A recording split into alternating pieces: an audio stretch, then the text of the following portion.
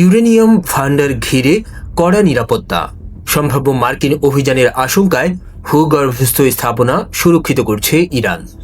মধ্যপ্রাচ্যের উত্তেজনাপূর্ণ পরিস্থিতির মধ্যে নতুন এক তথ্য সামনে এনেছে মার্কিন সংবাদ মাধ্যম CNN।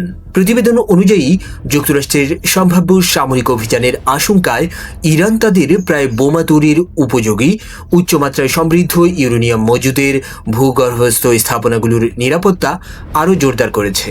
CNN এর দাবি, এসব স্থাপনার সুড়ঙ্গ ও টানেলের প্রবেশমুখ আংশিকভাবে ধসিয়ে দেওয়া হয়েছে, পাশাপাশি চারপাশে বিস্ফোরক মাইনও পুঁতে রাখা হয়েছে বলে ধারণা করা হচ্ছে। এর ফলে বাইরের কোনো বাহিনীর জন্য এসব স্থাপনায় প্রবেশ করা আগের তুলনায় অনেক বেশি কঠিন এবং ঝুঁকিপূর্ণ হয়ে উঠছে।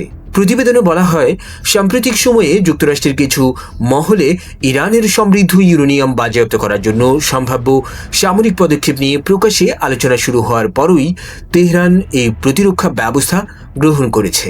ধারণা করা হচ্ছে, ইরানের এই ইউরেনিয়ামের বড় অংশ সংরক্ষণ করা হয়েছে ইস্পাহান পারমাণবিক কমপ্লেক্সের ভূগর্ভস্থ সুড়ঙ্গগুলোতে। বিশ্লেষকদের মতে, নতুন এই নিরাপত্তা ব্যবস্থা ভবিষ্যতে যে কোনো পারমাণবিক চুক্তি বাস্তবায়নকে আরও জটিল করে তুলতে পারে, কারণ এসব মজুতের পরিমাণ যাচাই করা কিংবা সেগুলো সরিয়ে নেওয়ার প্রক্রিয়া এখন আগের তুলনায় অনেক বেশি সময় সাপেক্ষ ও কঠিন হয়ে যাবে। মধ্যপ্রাচ্যে যখন কূটনৈতিক উত্তেজনা ও নিরাপত্তা সংকট সমানতালে বাড়ছে, তখন ইরানের এই পদক্ষেপ নতুন করে আন্তর্জাতিক উদ্বেগের কারণ হয়ে উঠছে।